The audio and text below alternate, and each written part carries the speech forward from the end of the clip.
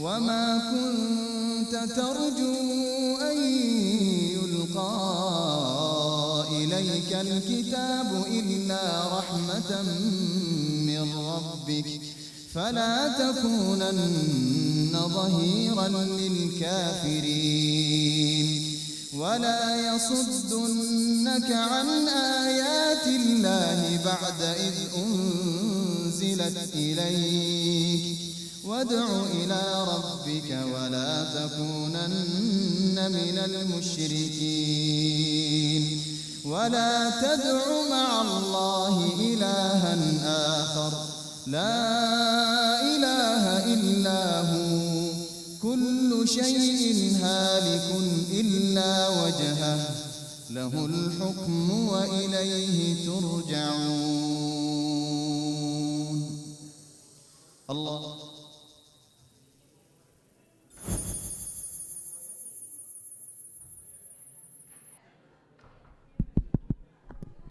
صلوات.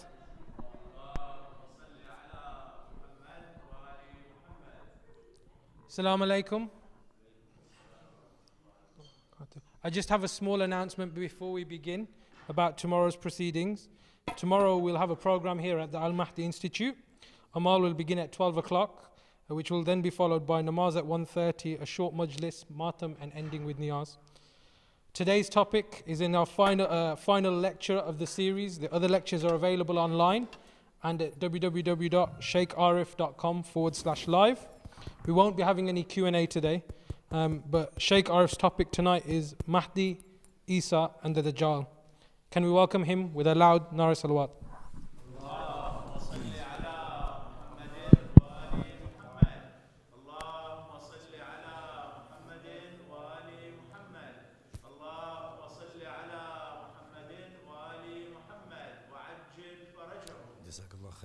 Ahsant. Is this working? Is it working? Rahmallah man qara al-Fatiha.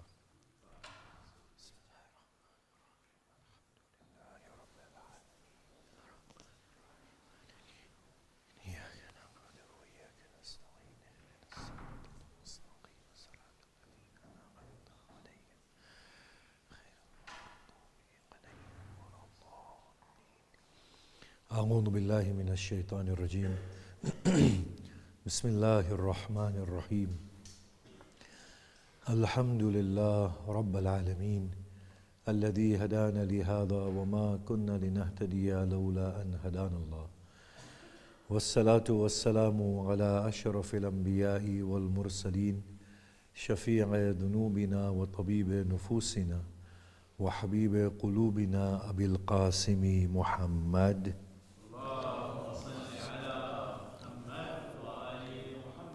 وآله الطيبين الطاهرين المعصومين المظلومين وأصحابه المنتجبين ومن تبعهم بإحسان إلى قيام يوم الدين ولعنة الله الدائمة على أعدائهم أجمعين. بسم الله الرحمن الرحيم. رب اشرح لي صدري ويسر لي أمري واحلل عقدة من لساني يفقه قولي. أما بعد، السلام عليكم جميعا ورحمة الله وبركاته. أعظم الله أجورنا وأجوركم بمسابنا بأبي عبد الله الحسين عليه الصلاة والسلام. Just a little correction. The Amal are at 12 o'clock. The Salah will be at 1:05 straight after, at the Adhan time, and then after that there will be the narration of Ashura and Imam Hussein Salamullah alayhi. I need to briefly recap on what we have said previously and then go into today's talk. I personally see no doubt in the existence of Mahdi and his continued being, or I find no reason to doubt his birth and his continued existence. However, the question of connecting with him remains very unclear. The Blessed Prophet used to be in Medina. The people in Yemen did not see him, had no contact with him. It's not a strange phenomena. The Blessed Prophet was the greatest individual within the folds of Islam, and according to us, within the folds of humanity, from its inception through Adam till its finality through Mahdi and beyond. So if people could not connect with the Prophet of Islam whilst they were outside Medina, it should not be a strange thing to say that it is unclear whether we can connect with Al-Mahdi Salamullah alayhi when he is not in our presence. So people who are outside Medina prayed for prayed for the Prophet, did not pray to the Prophet. This is the distinction we need to make. We can pray for Al-Mahdi like Allahumma kun li waliyak al-Hujjat ibn al-Hasan, but not pray to the Mahdi Salamullah alayhi, because that is not within the Sharia. We also stated that these gestures of devotion, they are not clear whether they are part of religion or not. So if somebody wants to commit themselves to these gestures of devotion to Al-Mahdi, so long as they are not moving us away from God's centricity, then we may do so with the intention of personal practice and devotion, not that it is a part of religion. That has to be clear within our minds.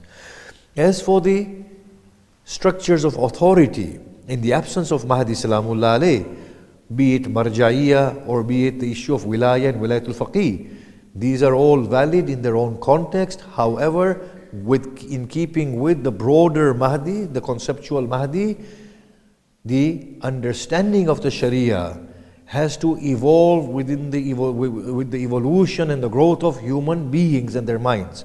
So one particular model of ijtihad may suffice in a particular era, but beyond that era, by no means can it suffice, and we need integration of human expertise, human learning and human experience for it to come together in an integrated manner and to provide the best responses. Responses in accordance with what?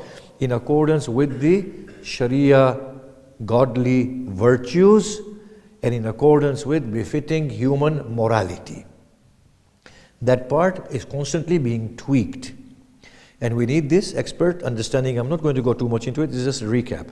Similarly, the system of governance has to evolve with the evolving human community.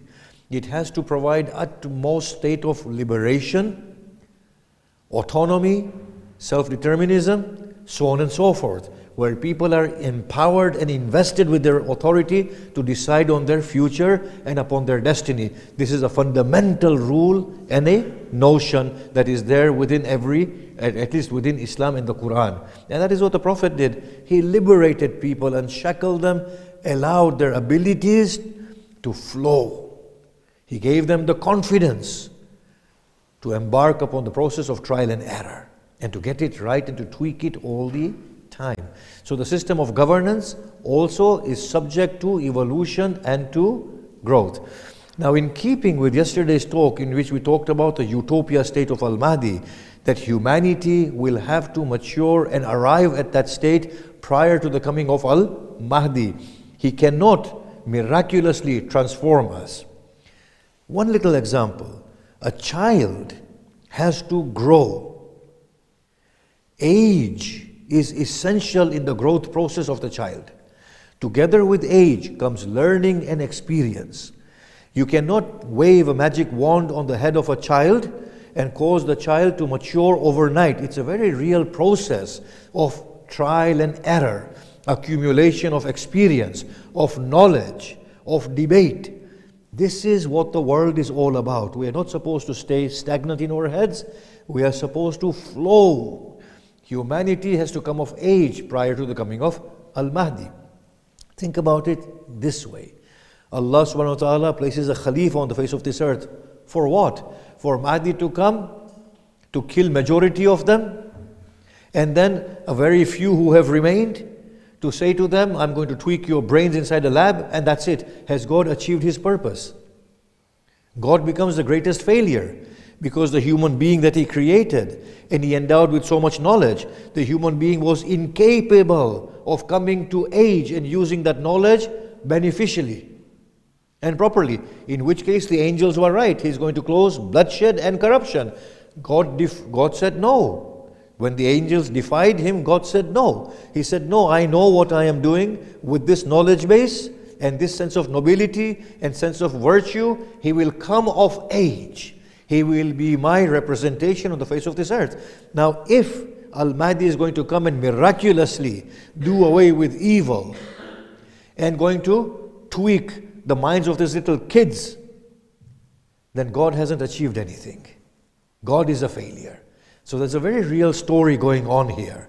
We have to mature. We have to come of age. We cannot bar knowledge. We cannot bar learning. If anything, with the growth of humanity, ideas are to be discussed more forcefully. What is the validity of this? What is the validity of that? Why doesn't this make sense? How can God say that? These are the ideas that are supposed to be the hallmark of a growing human community. How do you think the Prophet did it? He deconstructed the Jahiliyyah system. He prodded them with questions that they couldn't answer until they admitted their defeat in sustaining that system and justifying those false, exploitive systems of theirs and oppressive systems. And that is when the Prophet gave them the alternative. And that alternative wasn't given lock, stock and barrel. He set them on the path of that alternative where they explored it and they came of age. The Prophet did not spoon feed them. He merely gave them principles, broad principles of virtue and morality. They experimented and they flowed with it until they conquered the waves. They became the noble humanitarians. They led humanity on the pedestal of human growth and set a new standard, a new benchmark, didn't they? They contributed to a glorious civilization. How did they do this? In no time, the Romans and the Persians were dwarfed in front of a young Muslim community. Why?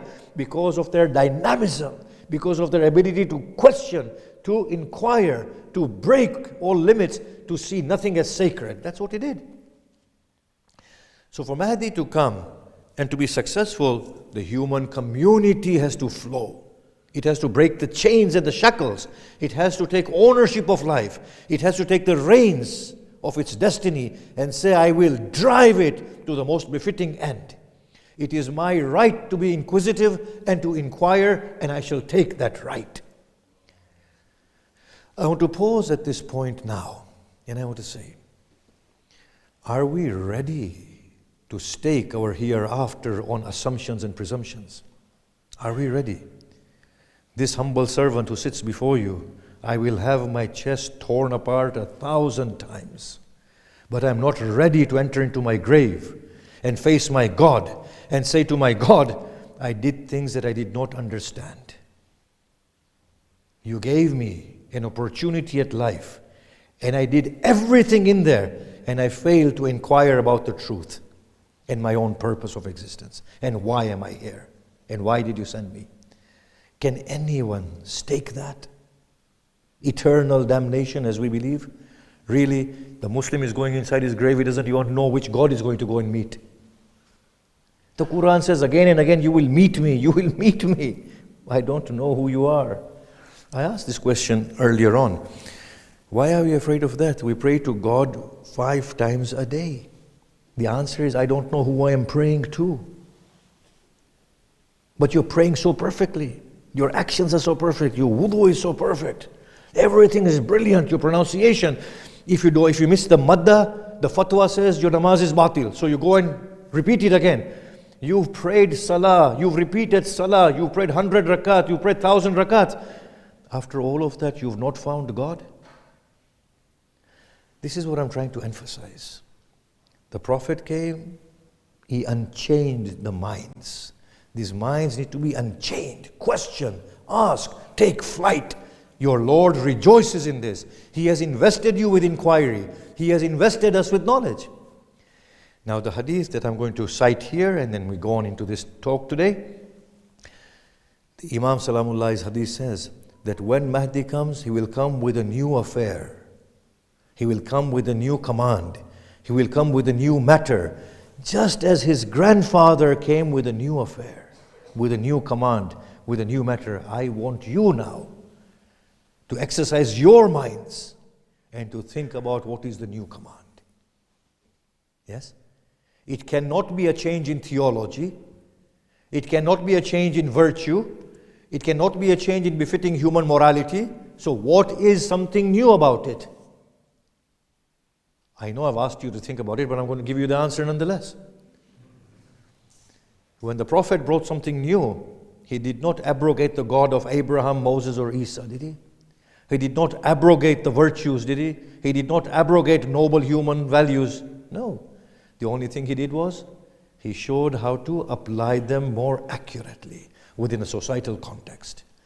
So when the hadith says he will come with a new affair, new matter, new command, just as his grandfather came, then it has to be interpreted exactly in the light of what his grandfather did.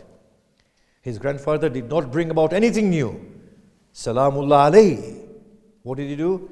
He made a reversion to those noble principles of nobility, human dignity, fair play and justice, human values, and its accurate application. That is what this divine man, Al-Mahdi Salamullah alayhi, will do.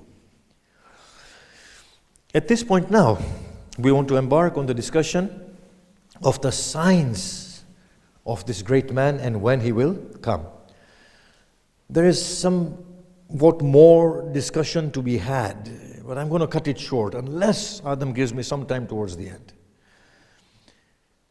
When we review religious literature, not only the Quran and the Hadith, but previous literature, and I've always believed this, well, always as in the last few years, that we can never get an accurate appreciation of what the scripture is saying in isolation of other scriptures. The Quran has to be read alongside the Testament. It has to be read alongside the Old and the New Testament, and then we will get the Abrahamic understanding of what is going on. I would go as far as saying this: the scriptures have to be read along all other divine scriptures that are claimed to be divine, whether it's Hindu or otherwise, for they are all giving pieces of puzzle of the same story. We cannot put it together unless we put them all together, tie it up, and then we'll get a good picture. You know the Ark of Nabi Nuh?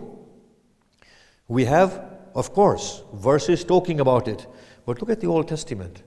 It will give you the size, the shape, what was happening, and then you will find archaeological findings right now, and you'll say phenomenally brilliant description that the Old Testament is providing. Just an example on that. When you go to Imam Ali Salamullah alayhi's ziyarah, we salute Adam and Nuh, don't we? The fathers of mankind, Nabi Adam and Nabi Nuh Salamullah alayhima wa ala nabiyyina. How did Adam and Nuh get there? Does anybody inquire how does Adam and Nuh get there? You see, anybody who is lazy at mind will say this is all false, these are all fairy tales. No, if you look at the Old Testament, you will see that Nabi Nuh was commanded by God to dig out the grave of Adam and to carry it with him in the ark. And Nabi Nuh, when he was dying, he said, bury me next to Adam. So now we know from the Old Testament that Nuh and Adam are buried alongside each other. Then it doesn't become a mystery and it becomes more believable. That yes, when we salute Ali ibn Abi Talib Salamullah alayh, then we salute Adam and then we salute Nuh. No, it's possible, it's there within our scriptures. Can you see that? The scriptures are to be read alongside each other to get an accurate appreciation. Allah calls it one religion. Allah calls holy scriptures from the same book. It's one religion that has been evolving. It is one book that has been revealed. It is one humanity. This humanity is supposed to benefit from its experience. It has one destiny. It's not the destiny of the Shia or the Muslim or the Abrahamic faiths. It's the destiny of humanity as a whole. So now when we look at the old scriptures and we look at the story of Al-Mahdi Salamullah alayhi, we find this coming out. That there are certain things contrasted with each other. Mahdi Salamullah alayhi is contrasted with Sufyani. Isa Salamullah alayhi is contrasted with the Dajjal. And humanity as a whole is contrasted with Ya'juj and Ma'juj, Gog and Magog. Now to briefly develop this, now, the signs of the coming of Al-Mahdi Salamullah alayhi. One of the signs is that 3 flags will enter into Syria, a red flag, a spotted flag, and one of the Sufyani. This will be one of the surest signs of the coming of Mahdi. This sign will cause destruction of Syria. I'm not going to point at any other thing. I'm just going to leave it at that. Other signs, we are told, some of them are absolute, they will happen. Some may happen, may not happen. Now there are many, many signs. But the absolute ones, we are told, may be occurring at the set time, or they can be delayed, or they can be hurried. There is a flux in when they happen. It's amazing. What are these signs? And you will see that these are all technological signs. A man will live to see 1,000 sons born to him without the aid of a woman. We can see this is talking about technology.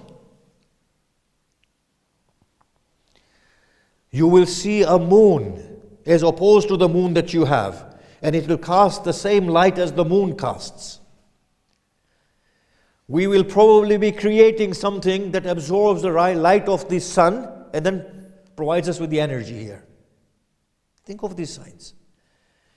You will see a face and a chest of a man inside the sun. That will be the surest sign. The sun will come out of the west and set in the east. The questioner said to Imam Baqir, but this doesn't happen. He said, don't question me. It happened before Adam came, and it will happen again before Mahdi comes. You see, the earth is rotating upon its own axis, right? Yeah? How do you envisage it? If the poles of the earth are changed, nothing else has to happen. Earth carries on rotating upon its own axis. There's a polar shift, as we have speculated scientifically that it has happened on other occasions in the history of this earth. That the poles have shifted. The south was north and north was south previously. Again, it will become the same. And when it becomes the same rotation of the earth will make it seem as if the sun is rising from the west and setting in the east. This is a prophetic narration, I believe, in which is stated that there will be the eclipse of the sun in the middle of the month of Ramadan. And there will be the eclipse of the moon at the end of the month of Ramadan. And somebody then expressed their astonishment when the later Imam narrates this. He said, don't question. Everything will change at that point. Then he said, the Mahdi will come for 7 years only. And each one of his years will be 10 years of your time. They said, how does that happen? He said, the whole thing will have slowed down by that time. The rotation of the earth around its own axis will have slowed down. And you will find such lengthy years. On that note, how many times will Hajj be wajib then? You're not getting it, are you? These are some of the signs that will definitely happen before the Mahdi comes. Now you might think, the story of Mahdi is Middle East centric. What happens to the rest of the world? The rest of the world is there. It's going on. Things are happening. Mahdi, according to the Shia literature, when Sufyani comes towards Makkah, he will wreak havoc and cause devastation in Kufa, kill 4,000 to 3,000 to 4,000 people in one day, and many, many people will be slaughtered on Babul Field. Leave that to one side. Sufyani will be marching towards Makkah. There will be an earthquake. Sufyani's army will be engulfed, and Mahdi will appear, according to the Shia literature, between the Rukn and the Maqam. Rukn and the Maqam. The Rukn that's hosting the Hajrul Aswad and the Maqam of Ibrahim. According to Sunni literature, Mahdi will be in Medina. He will be hiding away. People will go and search him out, and they will say, you have to come and lead us. And people will force him to lead them, according to Sunni literature. This will be accompanied by another event that will be happening. There will be black flags coming out of Khurasan. And then another hadith says that there will be 3 people, the Yamani, the Khurasani, and the Hassani. All will be standing for the truth. And the righteous one will be the Yamani. So this is all happening in the Middle East. What about elsewhere in the world? Dajjal seems to have already appeared at that time. But Mahdi Salamullah alayh is dealing with Middle East at this time. Dajjal is a person. Dajjal can be interpreted as a very sophisticated state of technology and a very unjust, deceptive world order. How? Dajjal is described as a man whose one of his eyes he doesn't see from, and the other one has an overgrowing flesh either at the bottom or the top. He is shortest person and heavily built. The Christian tradition describes Dajjal as a very handsome young man. That's the Muslim tradition. Who is very, very eloquent. Who will come to the earth when the earth is engulfed in problems. And he will provide accurate solutions. And as he begins to provide accurate solutions, the people will begin to give in to him and will be acknowledging him as the Messiah. And hence Dajjal is called the false Messiah. According to the Muslim literature, he is a person with a broad forehead and broad shoulders and muscular. Now, Dajjal will have a donkey whose 3 strides will cover the earth. So you know we don't have donkeys that big, right? So it has to be some form of transportation. Very, very swift. Before the Dajjal comes, in the first year, the rain will decrease by 1/3. In the second year, the rain will decrease by 2/3. In the third year, there will be no rain. And after that, there will be a famine. Then Dajjal will come. Now listen to this carefully. If you look at the ancient scriptures that talk about weather manipulation,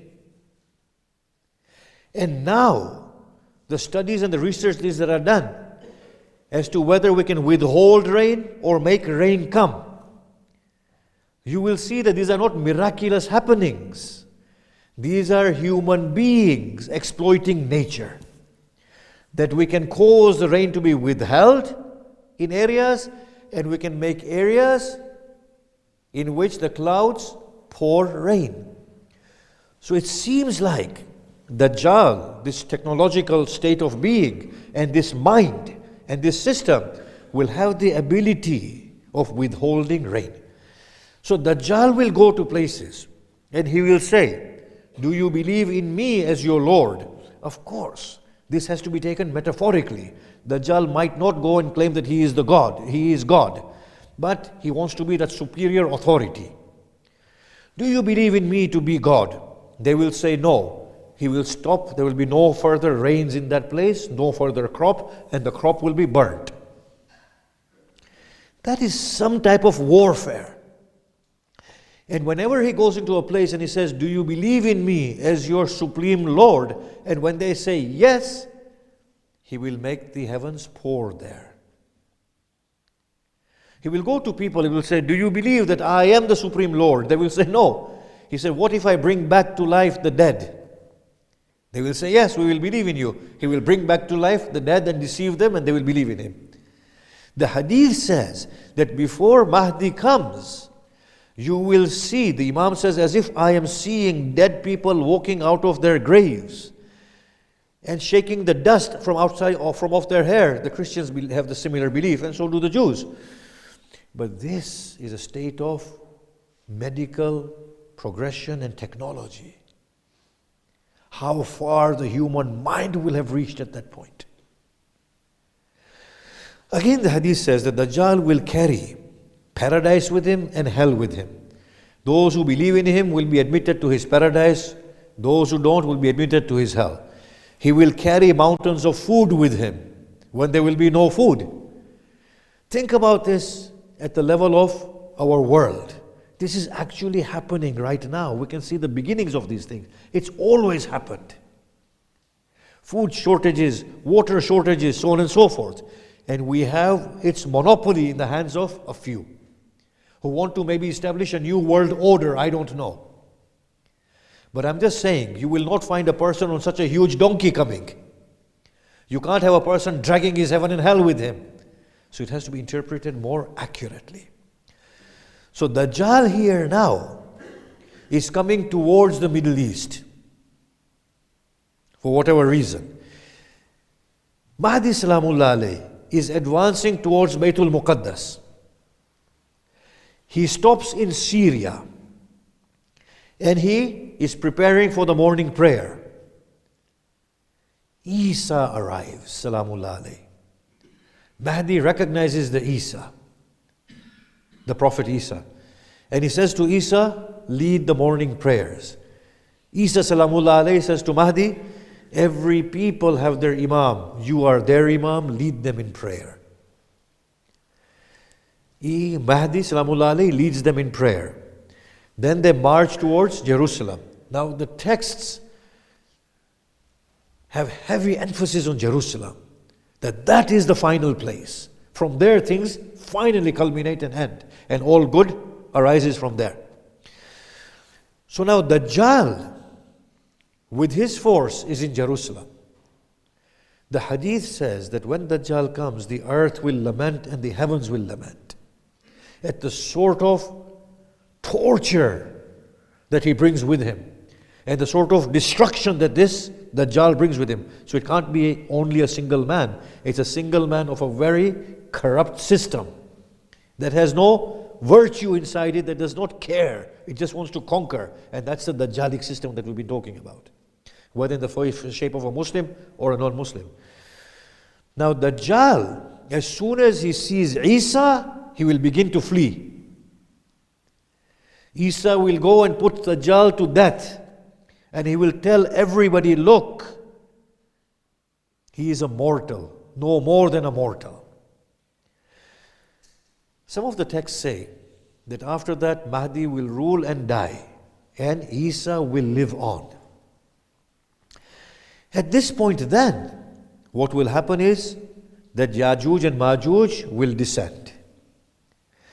The Quran talks about Yajuj and Majuj in two ways, in two places. One is in Surah Al-Kahf, when Dhul Qarnayn built that big dam. And the other one is in Surah Al-Anbiya. In Surah Al-Kahf, the ayah says that Dhul Qarnayn is saying that when the command of my Lord comes, this dam will fall.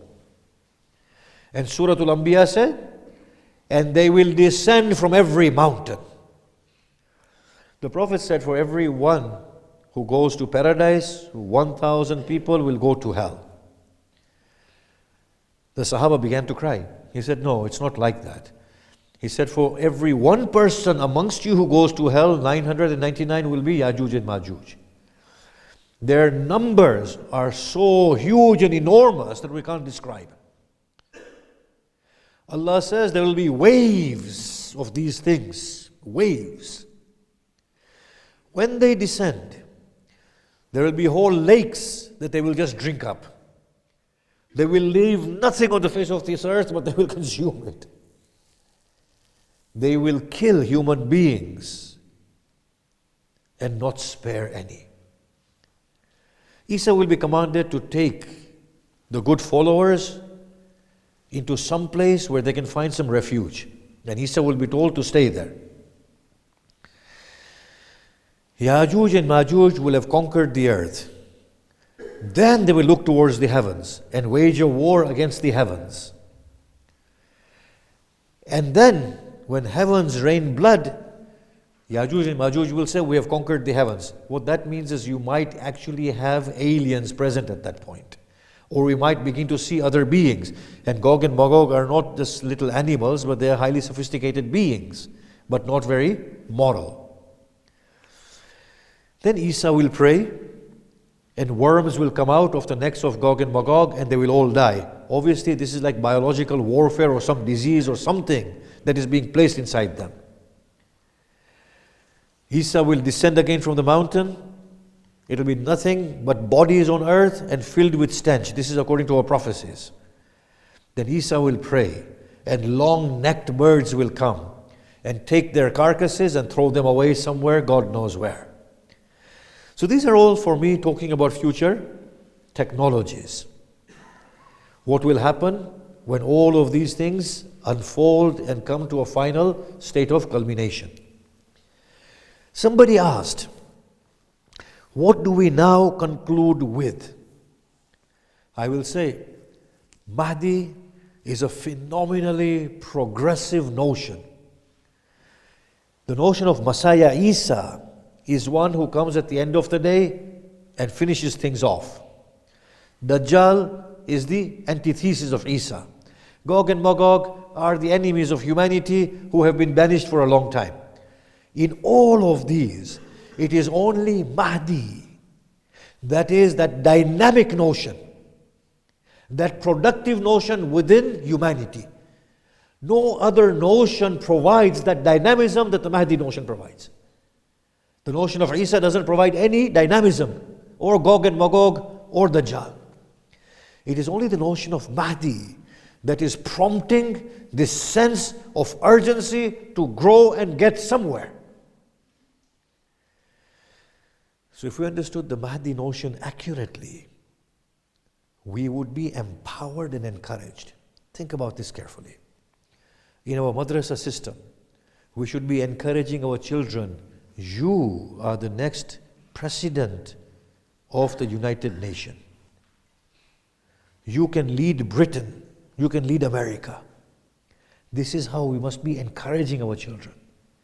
You should be the next Nobel Prize winner. You should set the standards for a befitting human social system, as opposed to teaching them that the world is headed towards a very bleak place and rid them of their confidence and fill them with pessimism.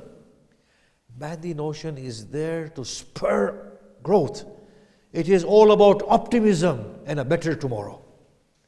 Everything is maturing. The human community is maturing. And the people who believe in Mahdi, they already have this notion of success in their heads, that we cannot fail. Imagine if Mahdiism is understood accurately, how progressive and productive this community will become. Not progressive in the sense of losing morality or virtues or becoming promiscuous. Think about it, if we had good philosophers and good people inside the policy-making places of this country, would we allow education to go off on a slant that it has now, that our children's innocence is being taken away from them by exposing them to the things that they're being exposed at school and in television and cinema, in media? If we were there, noble-minded people who could discuss accurately, how much more beautiful this place will be. If Mahdiism is understood accurately, it can bring about a beautiful world. It is squarely a failure in our understanding and appreciation of this great man. We go finally to his grandfather. Why did Imam Hussain Salamullah alayhi commit himself to this great sacrifice? He did not look at the scarcity of his helpers, nor the dire situation ahead of him. He did the right thing. And he believed in Allah. Even on the last night, we are told that he was supplicating to Allah in such a way that many people from the enemy camp who heard him supplicating either defected, saying that we cannot put this man to death, and ran away, or they came and joined his camp. Apart from Hazrat Hur and his brother and son, there are many others who came and joined with him. He did not stop. He had this sense of doing the right and trusting Allah subhanahu wa ta'ala. The story of this night unfolds with this night. The Maqatil recount that Zainab Salamullah alayha was filled with anguish. She knew that the battle is imminent. Her heart was trembling and ill at ease. She feels this pain of losing her brother. So she quickly advances to the tent of Hussein. She finds that the tent of Hussein is unguarded. She feels a sense of rage within herself. I will reprimand Abbas and Habib. How can they leave his tent unguarded on such a night? When she peeked inside the tent of Al-Hussein, she sees Hussein drowned in his supplication, in the remembrance of Allah. She beholds her brother from afar. As she is turning back, she hears voices from the tent of Abbas. She lifts the cloth of the tent and looks inside. Abbas, in the middle of the tent, knelt on his knees, sharpening his blade. The sons of Hashim rotating around Abbas as he calls out, "O children of Hashim, what do you intend to do tomorrow when the battle breaks out?" They say, "O Abbas, O master, the judgment is yours. Command, and you will find us complying." He said, "You will die first tomorrow, before any of the Ansar and the helpers of Hussein taste death, least anybody says that Hussein favored his family above his friends." Listening to this, Zainab's heart was filled with emotions. She broke into tears. As she retreated, she heard similar noises emanating from the tent of Habib. She looked. Habib was again in the middle of the tent, and the Ansar were revolving around him. "Ya Ma'ashir al-Ansar," he said, "what shall you do tomorrow when the battle breaks out? The command is yours, O Habib, O master. You will be the first ones to die. Least anyone says that the Ansar of Hussein valued their lives beyond the life of Hussein's family." She was choking with tears. As she was retreating, she sees Hussein in front of her. She breaks into a smile. Hussein says, "Oh sister, you have not smiled from the time we left Medina. What brings joy to your lips?" She explains to him. He says, "Oh Zainab, do you wish to see the loyalty of my man? Indeed, O brother, stand behind this tree." He cries out, "O Abbas, O sons of Hashim, hasten to me. O Habib, O Ansar, hasten to me." They come running. He says, "By God, this is my final night. A bloody battle shall break in the morning. No one will be spared. O good people, with your dying I shall not be spared. But you can save your lives. I take away the obligation of the oath of allegiance. Take the cover of night and flee and save your lives." No sooner has Hussein said this, that they unsheathed their swords and they placed them upon their necks. They say, "Hussein, do you doubt our loyalty for you? Allow us, and we shall place our heads at your feet." He says, "By God, no messenger, no saint has been blessed with the loyal companions that I have been blessed with." He says to Muslim, "What shall you do tomorrow, O Muslim, when the battle breaks out?" He says, "Hussein, I shall fight with your enemies with my sword. If it breaks, then with my lance. If it breaks, I shall throw stones at them. If they finish, I will engage them with my bare hands.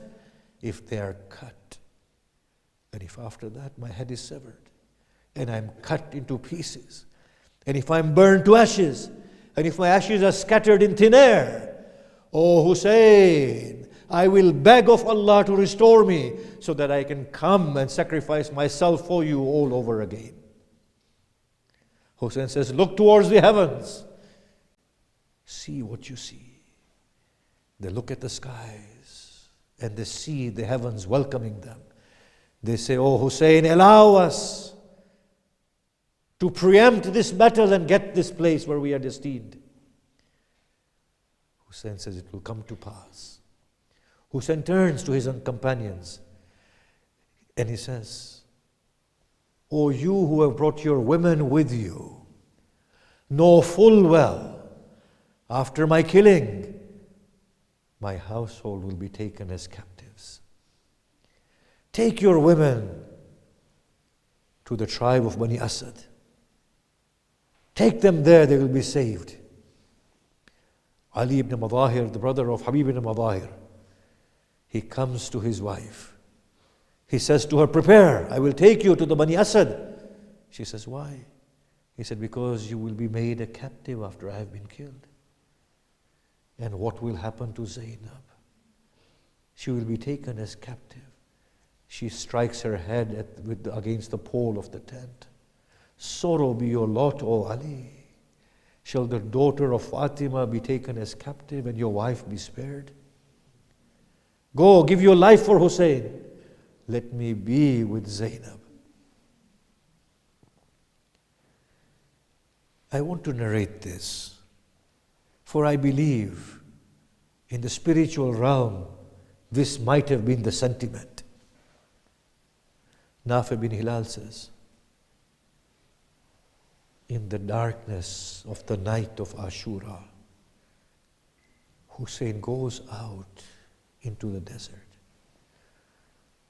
I felt it was unsafe for him to be on his own, lest someone attacks him. I started walking behind him. He heard my footsteps. He looked back. He says, "Nafi, what do you do?" "Oh Hussein, I follow you to prevent attacks. Come with me." He says, "Oh Hussein, what is it that you do?" "I examine the battlefield for tomorrow to see where the enemies can hide, from whence they can attack us." I accompanied Hussein until he came to a place where he breathed a deep breath and he said, "Ah." I said, "Master, what causes this?" He said, "My Akbar will fall here." He goes on. He comes to a place and he sits down and lowers his head. I said, "Oh Master." He said, "My Abbas will be torn into pieces here." He says, then Hussein began to go towards a shallow place, and I heard the cries of a woman. I said, "Oh Master, what is this?" He says, "This is where your Hussein will be slain." "What are these cries?" "That is my mother who has come to receive me." The battle breaks out. The men of Hussein fall. He loses his Akbar. He loses his Abbas. He is left on his own. He comes to the tent of Abbas, looks inside, and says, "La hawla wa la quwwata illa billah." He ascends his steed, and he cries out, "Ya Fursan al-Hijja, O my brave warriors, where are you all?" Then he cries out, "Hal min nasirin yansuruna." Is there a helper who will come and help us? "Hal min mughithin yughithuna." Is there an aid? "Hal min dabin yadubbu an haram Rasulillah." Is there a defender of the household of Muhammad Rasulullah? There are cries from the women. He quickly turns, "Zainab, has somebody died?" "Oh brother, your child dies of thirst. His mother has no milk to offer him. Oh brother, take him. Give him a drop of water, for otherwise we fear for his life."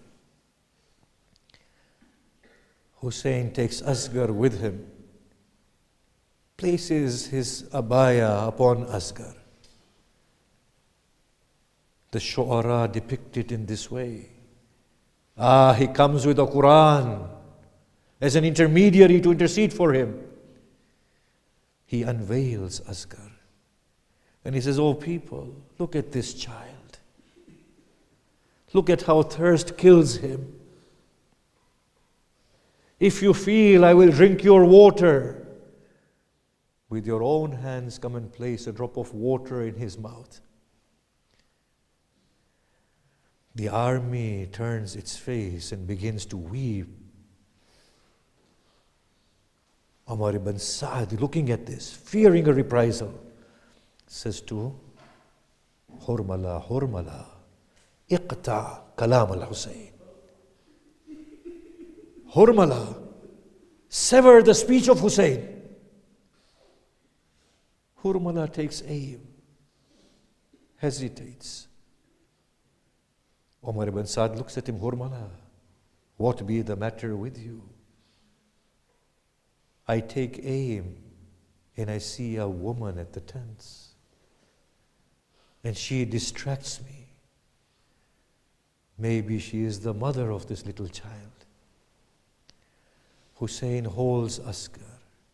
He says, "Oh Allah, quench the thirst of this little child. Allow me to take him back to the lap of his mother."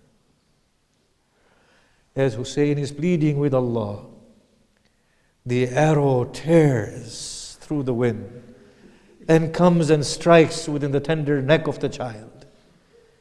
We are told that the little neck was cut from ear to ear. Asghar turns upon the hands of Hussein. The scene is so shocking that Hussein loses his senses. The warm blood of Asghar's neck oozes into the palms of Hussein. Feeling the heat of his blood, Hussein realizes that Asghar is gone. He begins to tremble uncontrollably and violently. He looks to the skies, then he looks to the earth, then he covers his beard with the blood of Asghar. And he says, "Oh child, like this shall we be raised in front of your grandfather and mine." Hussein is unable to move. I ask Hussein, "Oh Hussein, he is a weightless child. Why do you tremble so? You have carried your Akbar and Qasim. You have carried the torn arms of your Abbas, oh Hussein. Why do you not take him?" "But I have promised his mother to quench his thirst. How do I take him back now?" We find that the heavens speak with the Hussein and inspiration befalls his heart. "O Hussein, give the child to me. I have a mother waiting for him to quench his thirst." Hussein comes back with Asghar. The Maqtal says that little Sakina emerges from the tent, and behind Sakina is the mother of Asghar. "O Hussein, hand me my child." Hussein removes the abaya, and Rubab, in a state of shock, cries out, "O child, do they behead the likes of you?" "Mat mein Hussein,